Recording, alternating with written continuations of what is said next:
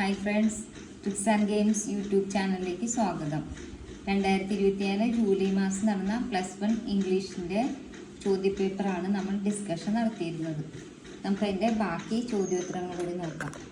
ചോദ്യം 20 മുതൽ 25 വരെയുള്ള 6 ചോദ്യങ്ങളിൽ ഏതെങ്കിലും 5 എണ്ണത്തിന് ഉത്തരം എഴുതണം. 6 മാർക്ക് വീതം ലഭിക്കുന്നതാണ്. ആകെ 30 മാർക്ക് ലഭിക്കും. 20ാമത്തെ ചോദ്യം നോക്കാം. Describe the refugee camp mentioned in the lesson maternity. Maternity എന്ന ഭാഗത്തെ അഭയാർത്ഥി ക്യാമ്പിനെ കുറിച്ച് വിശദീകരിക്കാനാണ് ചോദിച്ചിട്ടുള്ളത്. English text book page number 100 തൊട്ട് 104 വരെയാണ് മെറ്റേണിറ്റിയുടെ കഥയുള്ളത്. ഡില്ലിക്കാൻ ലാക്രോസ് എന്ന ഗ്രീക്ക് നോവലിസ്റ്റ് ജേർണലിസ്റ്റ് എഴുതിയ കഥയാണ് മെറ്റേണിറ്റി. പേജ് നമ്പർ 100-ൽ ആദ്യത്തെ പാരഗ്രാഫിലാണ് ഉത്തരവുള്ളത്.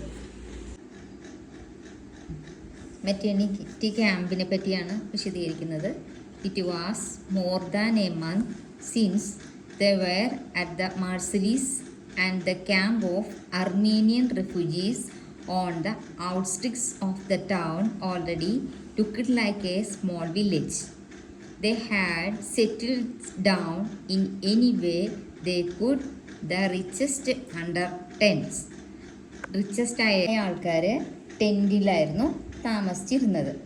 ഇത് others in the ruin sheds, ബാക്കി അതിലും താഴെ തീരെ ദാരിദ്ര്യമുള്ളവർ ഷെഡിലായിരുന്നു കഴിഞ്ഞിരുന്നത്. But the majority of the refugees having found nothing better were sheltered under carpets held up at the four corners by sticks. Majority ഭൂരിഭാഗം അഭയാർത്ഥികളും റെഫ്യൂജീസും ഒന്നും അവർക്ക് ഉണ്ടായിരുന്നില്ല. അപ്പോൾ അവർ ഷെൽട്ടറായിട്ടൊരു കാർപ്പറ്റ് പോലും ഇല്ലാതെ ചുമരിൻ്റെ 4 മൂലകളിൽ ഏതെങ്കിലും ഒന്ന് കിട്ടിയാൽ മതി എന്ന രീതിയിലായിരുന്നു അവർ കഴിഞ്ഞത്. ദേ thought themselves lucky they could find a sheet to hang up at the sides, avoid them from piercing eyes. തൂങ്ങിപ്പോകുന്ന കണ്ണുകൾ വെച്ച് എവിടെയെങ്കിലും ചാഞ്ഞുറങ്ങിയാൽ മതിയായിരുന്നു അവർക്ക്. Then they felt almost at home. The men found work no matter but so that in any case they were not racked with hunger and the children had something to eat. ഇതാണ് ഇത്രയുമുള്ളൂ ഈ ഭാഗം. Part of the anniversary celebration of your residents association, you visited an old age home in your locality. Prepare a report of your visit to be published in a magazine. Old age ഹോമിനെ കുറിച്ചൊരു report തയ്യാറാക്കി മാഗസീനിൽ ഇടുന്ന publish ചെയ്യുന്നതിനെ പറ്റിയാണ്. എങ്ങനെയാണ് ഉത്തരം നോക്കാം. ഇതൊരു ജനറൽ ക്വസ്റ്റ്യൻ ആണ്.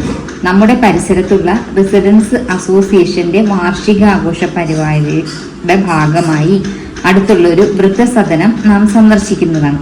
അതിനെക്കുറിച്ചൊരു റിപ്പോർട്ട് എഴുതി തയ്യാറാക്കി മാഗസിൻ പബ്ലിഷ് ചെയ്യുന്ന വിധം. ചോദ്യം നമ്പർ കൃത്യമായി ഇട്ടതിന് ശേഷം നമ്മുടെ പേപ്പറിൽ ഒരു പേജ് ഔട്ട്ലൈൻ വരയ്ക്കണം. Kevin Carter, during the inauguration of the film club of your school, prepare 3 questions to interview Kevin Carter. Write the possible responses also. Kevin കാർട്ടറിനെ കുറിച്ച് ഒരു 3 ക്വസ്റ്റ്യൻസ് ഇൻ്റർവ്യൂവിന് ചോദിക്കാമെന്ന് തയ്യാറാക്കാനുള്ളതാണ് ക്വസ്റ്റ്യൻ. നോക്കാം. English text page number 120, 121, 122 and 123 വരെയാണ് ഇതിൻ്റെ പാഠഭാഗം. പുലിസ്റ്റർ പ്രൈസ് നേടിയ കെവിൻ കാർട്ടർ എഴുതിയ ഷെയ്ഡ്സ് ആൻഡ് ഷാഡോസ് എന്ന ലേഖനത്തിൽ നിന്നാണ് ചോദ്യം. നിങ്ങളുടെ സ്കൂളിലെ ഫിലിം ക്ലബിൻ്റെ ഇനോഗ്രേഷന് കെവിൻ കാർട്ടറെ കണ്ടുമുട്ടുന്നു. അദ്ദേഹത്തെ ഇൻ്റർവ്യൂ ചെയ്യാനുള്ള 3 ക്വസ്റ്റ്യൻ തയ്യാറാക്കുക. English text book page number 120, 121, 122, 123. Shades and shadows എന്ന പാഠഭാഗത്ത് നിന്ന് പല ചോദ്യങ്ങളും വ്യത്യസ്ത മാതൃകയിൽ ചോദിച്ചിട്ടുണ്ട്. അതിലൊന്നാണ് ഈ ഇൻ്റർവ്യൂ ക്വസ്റ്റ്യൻസ്. ക്വസ്റ്റ്യൻ നോക്കാം.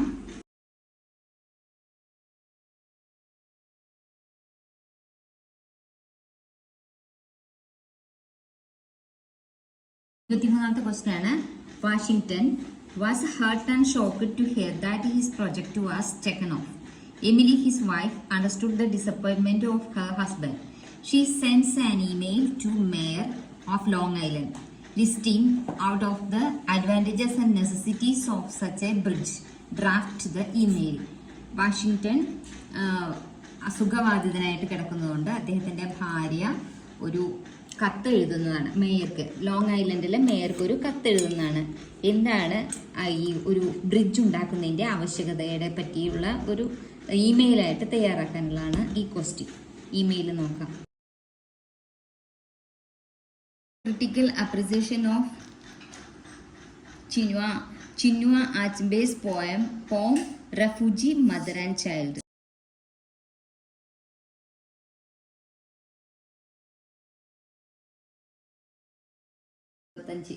Imagine that A.G. Gardiner meets the gentleman who accidentally took his silk umbrella. Prepare a lively conversation between A.G. Gardiner and the man. 6 സംഭാഷണമെങ്കിലും എഴുതണം. English text book page number 54, 55, 56 പേജിലായിട്ട് A.G. Gardiner എഴുതിയ on umbrella